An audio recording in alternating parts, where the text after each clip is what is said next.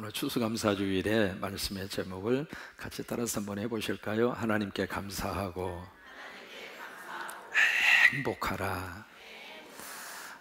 인도의 시성인 타고르가 그런 이야기를 합니다. 감사의 분량이 곧 행복의 분량이라.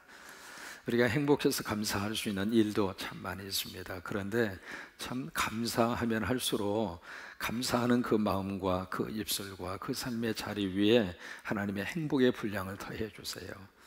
그래서 정말로 행복하고 싶으면 감사하면 돼요. 때로는 억지로라도 감사하시고 생각으로 감사하시고, 또 하나 중요한 것은 우리 입술로 자꾸 감사가 터져 나와야 돼요. 왜요? 말은 씨가 되잖아요. 그래서 갈라디아 6장에 있는 말씀대로 사람이 무엇을 심든지 그대로 거두어요. 그러니까 오늘 우리가 뭔가 거두고 싶은 것이 있으면 오늘 뿌리면 돼요. 우리가 기도로 뿌리는 거고요, 찬양으로 뿌리는 것이고, 또 하나 일상적인 우리 언어 자체가 뿌리는 거예요. 그래서 정말 우리 삶에 행복하기를 원하고, 우리 가정에 행복하고, 우리 자녀들도 잘 되기를 바라고, 부부의 관계가 회복이 되고, 이럴 때 아멘 하면 그 복이 그대로 임해요. 그래서 그런 정말로 우리가 살면서 우리 삶의 자리가 이랬으면 좋겠다 싶은 바람이 전부 다 있으시잖아요. 근데 그 삶에 대한 바람을 딱 한마디로 압축시킬 수 있는 단어가 해피라고 하는 단어의 행복이에요. 행복하고 싶지 않는 사람이 있으면 양발 벗고 일어나 보세요. 모든 사람이 전부 다 결혼식 하면서 행복했으면 좋겠고, 자녀를 낳아 기르면서 자식 때문에 행복했으면 좋겠고, 나이가 들어가면서 경제적으로도 안정을 찾고, 또 하나 건강하고, 또 신앙생활 하시는 분들은 섬기는 교회를 통해서 행복했으면 좋겠고, 교회는 발걸음이 행복하고, 결국 우리 삶 전체 라이프 자체를 한마디로 압축 파일로 만든다면 그 단어가 행복이에요.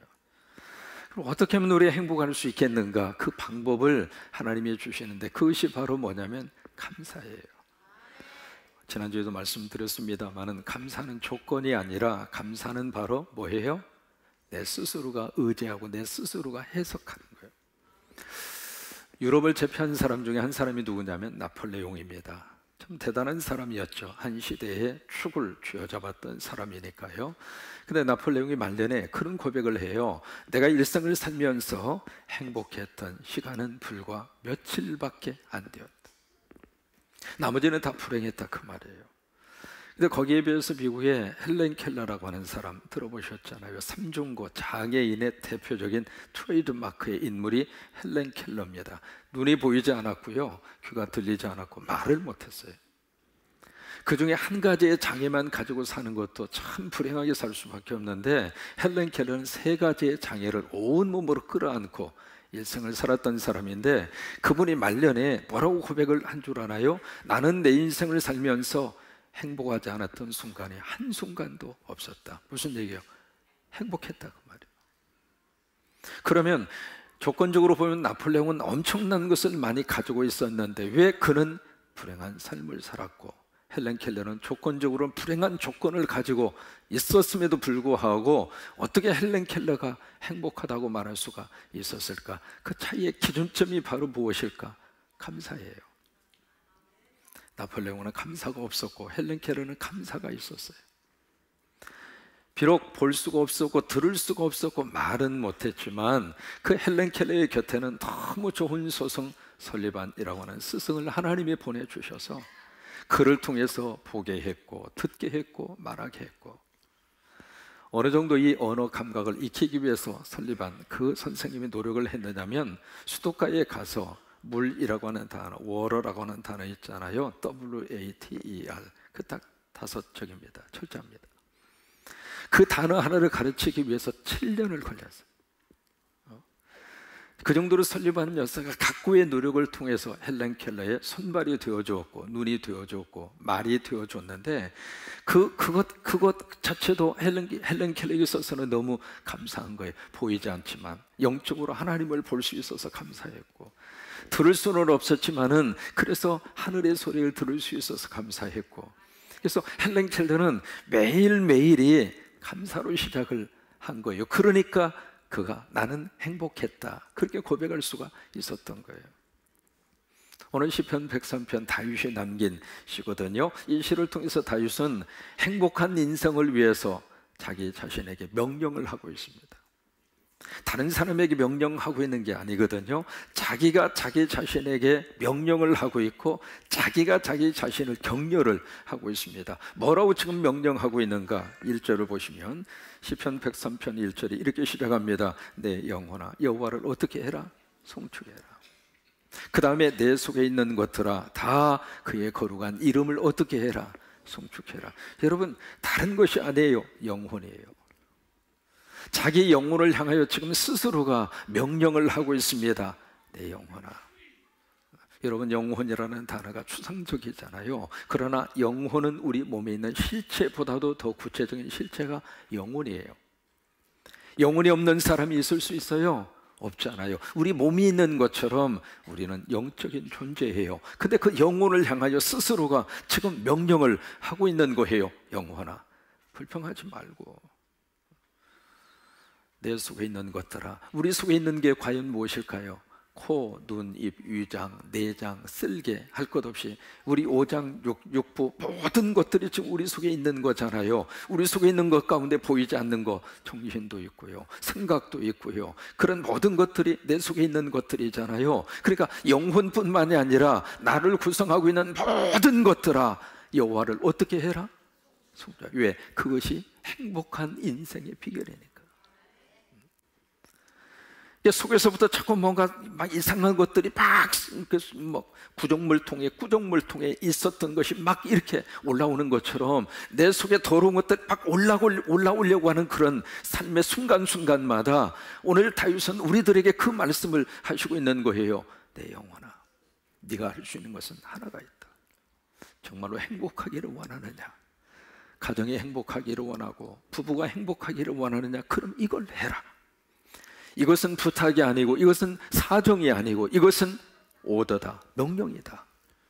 그러면서 하시는 말씀이 내 영혼아 내 속에 있는 것들아 네가 할 수 있는 유일한 행복의 인생의 행복의 가장 중요한 것은 여호와를 어떻게 해라? 크게 어떻게 해라? 다시 한번 크게 어떻게 해라? 송축하라. 여러분, 이 송축하라라고 하는 이 단어가 구약에 특별히 시편 속에 참 특징적으로 나오는 단어 가운데 하나입니다. 송축하라. 근데 이 단어가 지금 103편에 몇 번 나오느냐면 쭉 집에 가서 한번 헤아려 보시면 7번 나옵니다. 7번. 성경에서 7이라고 하는 숫자는 특별히 하나님이 관심을 가지고 있는 숫자예요. 완벽한 숫자이기, 퍼펙트 넘버이기 때문에. 그래서 하나님의 관계된 숫자는 다 7이라고 하는 숫자로 다 모든 숫자를 그렇게 풀어서 나가도록 의도적으로 하나님이 그렇게 역사를 하시는 거예요. 그러면 왜 7이라는 숫자가 완벽한 숫자인가? 3과 4로 구성이 되어 있으니까 그래요.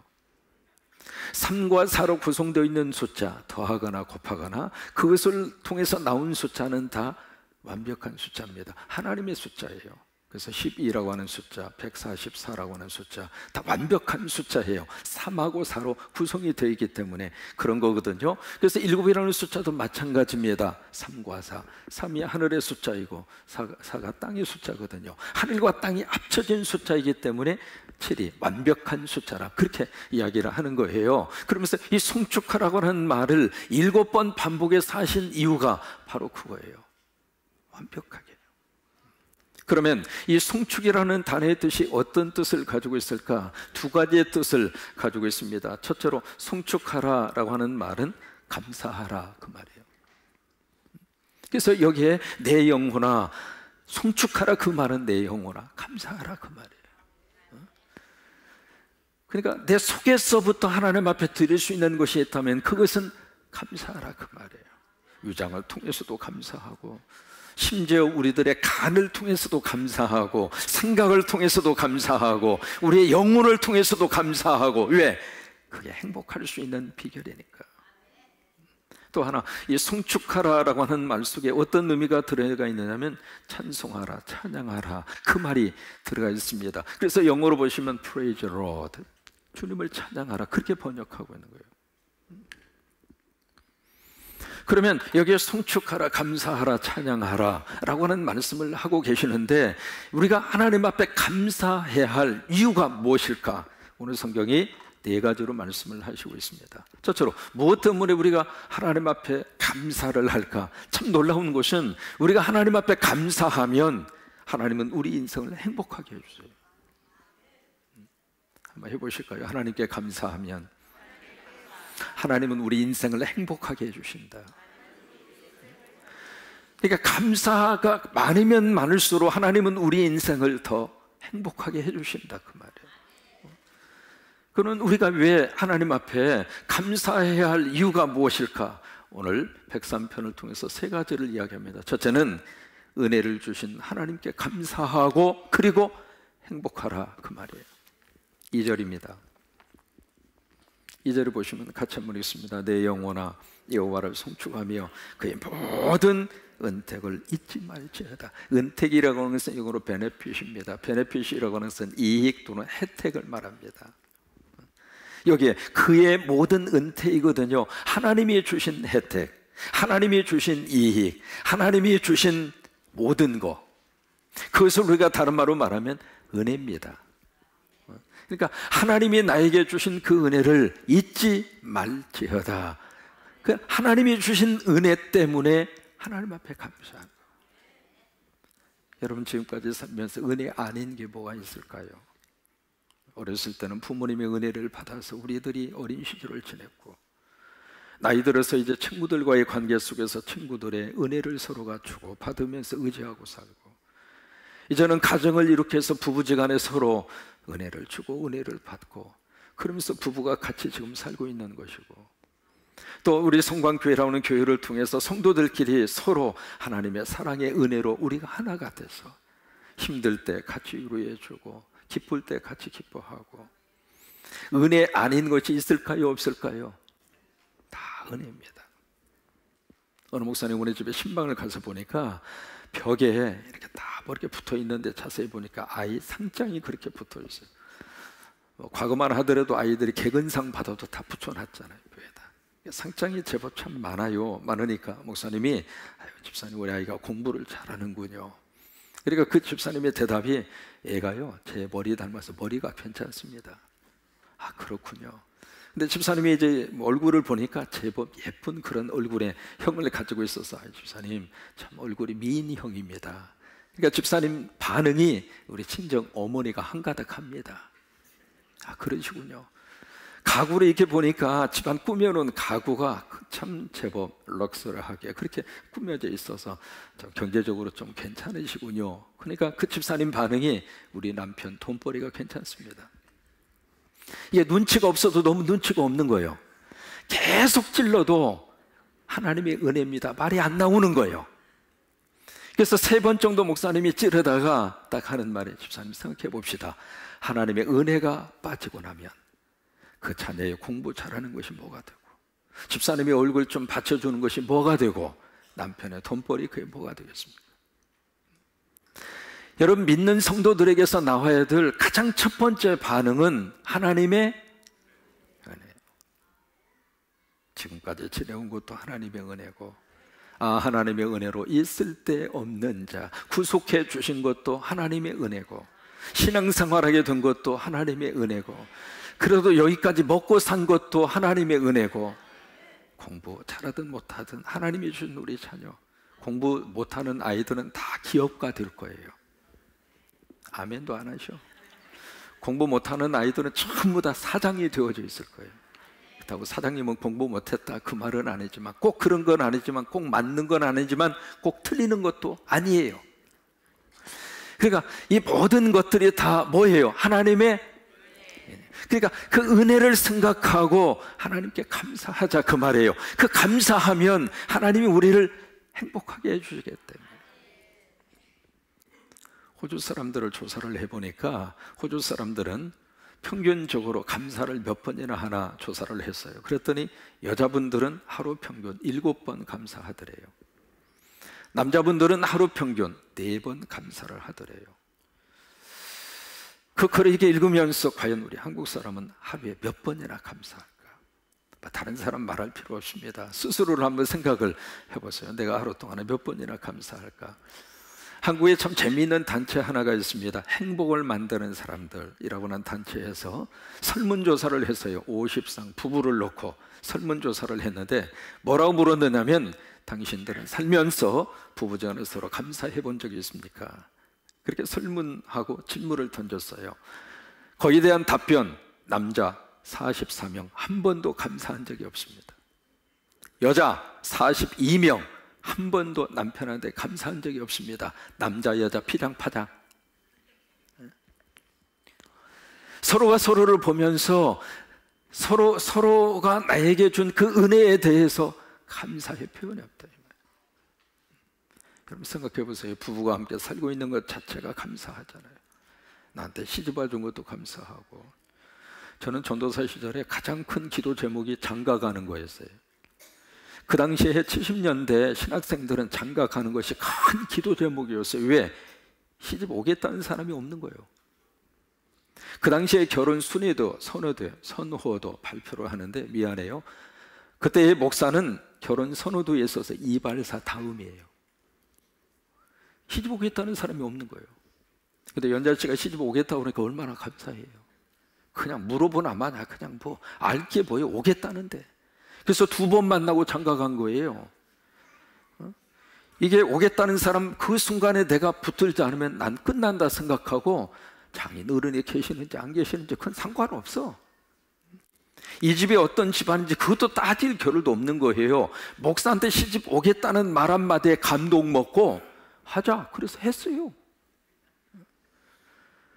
부부가 서로 살면서 서로 간에 은혜를 주고 받으면서 살아요.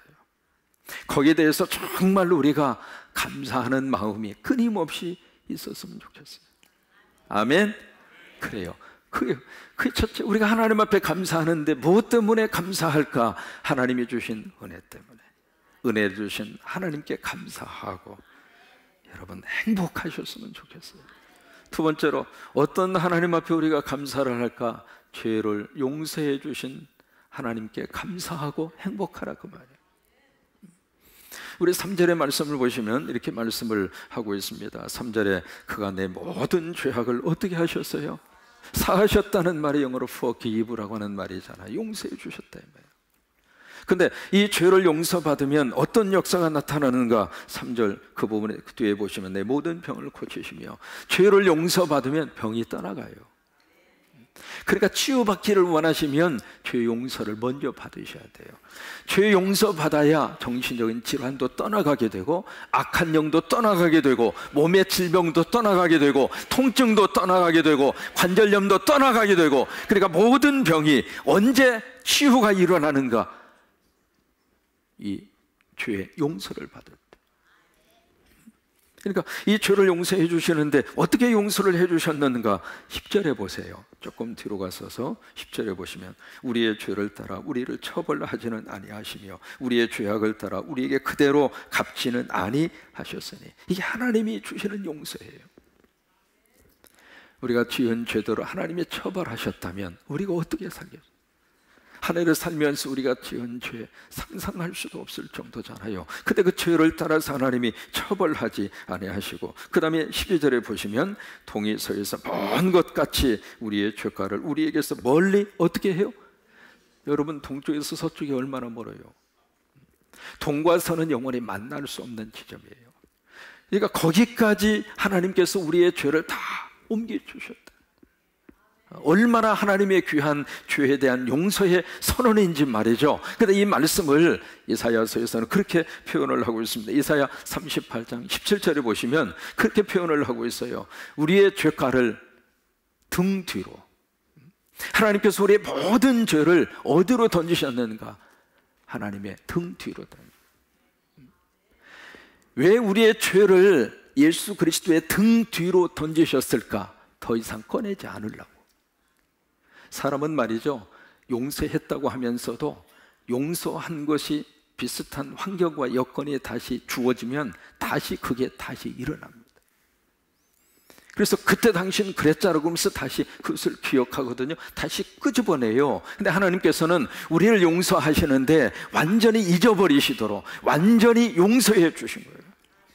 그래서 영어에 그런 표현이 있습니다. 어떤 표현이 있느냐면 forgive, 영어로 forgive라고 하는 말을 쓰잖아요. forgive, 용서.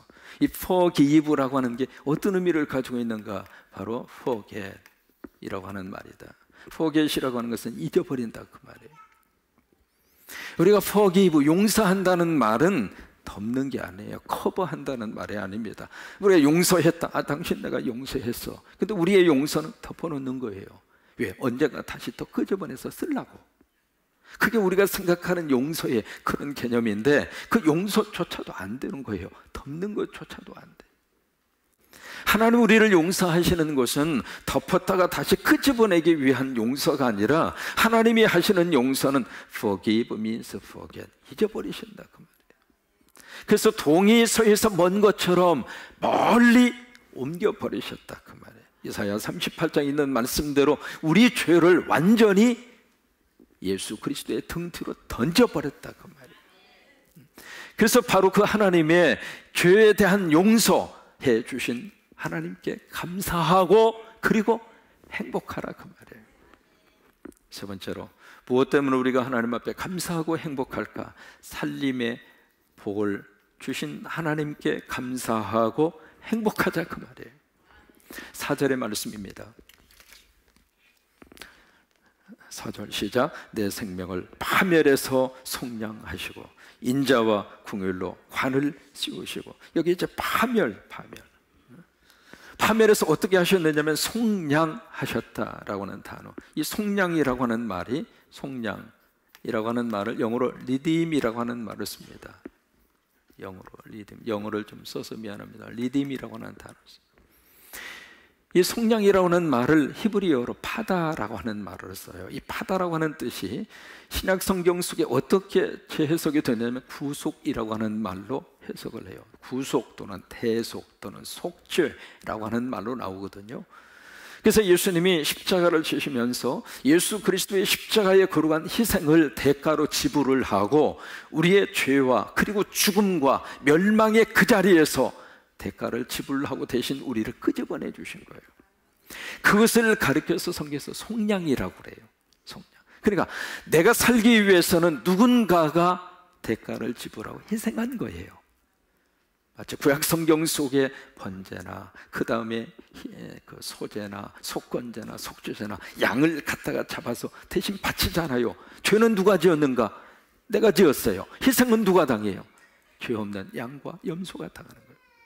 그것이 바로 구약 성경의 희생의 제사인 것처럼 예수님이 십자가에서 돌아가시면서 십자가의 거룩한 희생을 대가로 지불하고, 영어로 말하면 페이하고 지불을 하고, 그러고 나서 하나님이 우리를 대신 사셨어요. 하나님의 자녀로 사시고 천국의 백성으로 사시고, 그것을 속량이라고 하는 단어를 쓰는 거예요. 그러니까 이 속량은 구체적으로 우리들에게 있어서는 어떤 하나님의 복으로 임하여져 오는가? 살림의 복으로 오는 거예요. 그래서 예수 그리스도를 먹는 사람, 그 사람은 나로 인하여 살리라.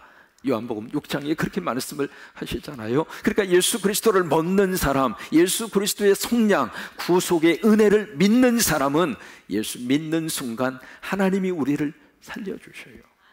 그것이 살림의 복입니다. 그러니까 하나님께서 이 살림의 복을 주신 그 하나님께 감사하고 우리는 행복하자 이 말이에요. 네 번째로 무엇 때문에 우리가 하나님 앞에 감사하고 우리가 행복할 수 있을까? 바로 하나님이 허락해 주시는 좋은 것 때문에. 좋은 것.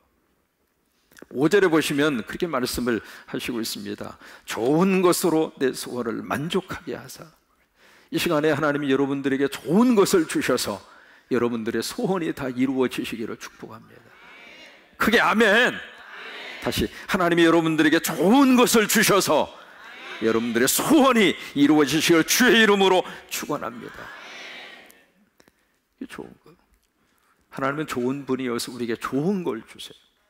그래서 마태 7장 21절에 보시면 너희가 악한 자라 할지라도 자식에게 좋은 것을 줄 알거든 하물며 하늘에 계신 누구 아버지, 우리 아버지. 땅에도 우리 육신의 아버지가 있는 것처럼 하늘에 우리 아버지가 있단 말이에요. Your Father in heaven. 하늘에 있는 누구 아버지? 내 아버지, 내 아버지. 그 아버지께서 구하는 자에게 어떤 걸 주셔요? 좋은 걸 주신다 이 말이에요. 좋은 거. 그다음에 그 좋은 것을 통해서 하나님이 무슨 역사를 하시는가? 청춘을 독수리같이 새롭게 하신다. 여기 독수리라고 하는 단어가 나왔습니다만은 독수리는 참 독특한 조류 중에 하나입니다. 새 중에서 왕이라고 하는 말을 듣잖아요. 이게 길이가 1m입니다. 독수리 길이가. 양쪽에 날개를 피면 2.7m입니다. 작은 게 아닙니다, 독수리가. 이게 기류를 타고 한번 이동을 하면 한 번도 안 쉬고 5,500에서 6,000km를 갑니다. 놀랄 일도 아니네요. 어느 정도 거리냐면 여기서 비행기를 타고 LA, 로스앤젤레스, 태평양을 건너서 LA 지역까지 가면 한 5,000에서 6,000km 돼요. 그 거리를 이 독수리가 한 번도 안 쉬고 기류를 타고, 이 기류를 타니까 가능한 거죠. 그런데 이 독수리가 살면서 40년이 되면 인생의 기로를 맞이하게 돼요. 선택의 기로에 딱 놓이게 되는데 40년 살다가 보니까 부리는 다 낡아지고, 그리고 이 깃털은 다 그냥 너덜너덜해지고, 살면서 얼마나 상처를 많이 받았겠어요. 독수리도 편안한 인생이 아닙니다. 그 인생도 보통 인생이 아니에요. 그러니까 그 살면서 그 깃털이 다 망가지고, 또 하나 그 날카로운 그 발톱이 다 이제는 뭉개진 거예요. 이게 시속 300에서 40km로 곤두박질을 쳐서 사냥감을, 먹잇감을 물어야 되는데 이 발톱이 다 뭉개져 가지고 이렇게 사냥감을 잡을 수가 없는 거예요. 40년이 되면 선택을 해야 돼요. 이 상태로 끝날 것인가, 아니면 고통의 순간이 있지만, 고통의 과정이 있지만 새로 변신할 것인가. 그래서 만약에 후자를 선택하면 뭘 하는가? 자기의 부리를 바위 위에 가서 막 자기가 자기 부리를 바위 위에 쪼아요. 부리를 깨는 거예요. 그냥 자기 부리를. 여러분 손톱 하나만 아파도 얼마나 아파요. 그때 그 부리를 피투성이가 되면서 막 바위 위에다가 막 찢는 거예요. 왜? 이거 해야 내가 다시 산다. 그렇지 않으면 나는 죽는다. 그 고통의 순간을 그냥 참으면서, 왜? 이 과정을 겪어야 내가 새로운 독수리로 거듭날 수 있다. 막 부리를 쪼아서 부리를 완전히 망가뜨린 다음에, 그러고 나면 참 희한하게도 부리가 새로 나오는 거예요. 그 새로 부리가 나오면 그 다음에 뭘 하는가? 이 깃털을 하나씩 하나씩 자기가 자기 부리로 자기가 뽑는 거예요. 깃털을. 무슨 마취제나 놓고 뽑겠어요? 그냥 인생 쌀을 뽑는 거예요. 자기가 자기 토를. 이 깃털을 다 뽑은 다음에, 그러면 또 신기하게도 깃털이 새로 나. 그 다음에 뭘 하는가? 발톱을 뽑아 또 자기 부리로. 그 세 가지의 것을 그렇게 정리하고 나면 일정한 시간이 지난 다음에 그때부터 독수리가 새로운 독수리로 거듭나서 30년을 더 사는 거예요. 오늘 그 말씀이에요. 우리가 살다가 보니까 생각도 흐트러졌고, 인생에 대한 새로운 맛도 다 사라져 버렸고, 부부간에 서로 살면서 사랑하고 감격스러웠던 그 순간도 이제는 다 없어져 버리고, 그날이 그날인 것처럼 우리 그렇게 살다 끝나면 안 되잖아요. 그래서 하나님 우리에게 좋은 것을 주셔서 우리 삶을 다시 한번 새롭게 바꾸어 주기를 원하시는 거예요. 그러면 하나님이 주시는 좋은 것이 무엇일까? 누가 11장 13절이 그 답을 우리에게 주시고 있습니다. 거기 보시면 너희가 악할지라도 자식에게 좋은 것을 줄 알거다 하물며 너희 하늘 아버지께서. 마태 7장하고 비슷한 구절인데, 누가 11장에서는 구체적으로 좋은 것이 무엇이라고 것인가는 것을 말씀을 하시고 있는 거예요. 하늘 아버지께서 구하는 자에게 뭘 주셔요? 성령님이 좋은 거예요. 그러니까 성령님을 하나님에게 부어주셔서 우리를 새롭게 만드시기 원하는 거예요. 우리 입속을 새롭게 만드셔서, 그래서 입에서 나오는 말이 긍정적인 말이 나오게 하고, 살리는 말이 나오게 하고, 격려하는 말이 나오게 하고, 집안의 분위기는 이게 좌우하는 거예요. 이게 교회의 분위기도 이게 좌우하는 거예요. 성령님 우리에게 좋은 것으로 성령님 우리에게 임하여 오셔서 여기가 새로워지고, 또 깃털이 새로워지고, 우리 발이 새로워지고. 그래서 이 네 가지 때문에 하나님 앞에 감사하고 행복한 인생이 되시기를 축복합니다. 첫째로 은혜를 주신 하나님께 감사하고, 두 번째 죄를 용서해 주신 하나님께 감사하고, 세 번째 살림의 복을 주신 하나님께 감사하고, 네 번째 좋은 것 성령님을 주신 하나님께 감사하고, 행복하게 사시기를 주의 이름으로 축원합니다. LA의 다저스라고 하는 유명한 메이저 야구팀이 있습니다. 거기에 감독을 지낸 사람이 토미 라이사라고 하는 라미다라고 하는 유명한 감독이 있습니다. 그 토미라고 하는 그 감독은요, 명투수 출신의 감독입니다. 또 하나 이분은 우리하고 좀 관계가 있는 것 중에 하나가 박찬호라고 하는 선수가 있습니다. 박찬호 선수를 스카우트해서 LA 다저스의 투수가 될 수 있도록 해준 사람이 토미예요. 그래서 박찬호 선수가 세계적인 선수가 되게 한 그 역할을 한 사람이 토미라고 하는 감독이에요. 근데 이분이 그 어렸을 때의 삶을 이렇게 보면은 참 가난했습니다.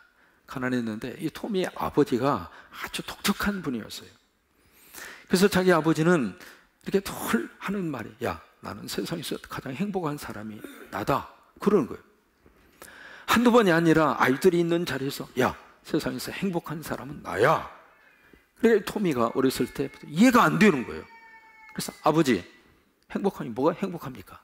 우리말로 말하면 무슨 놈의 얼어 죽을 행복입니까? 그 말이에요. 왜?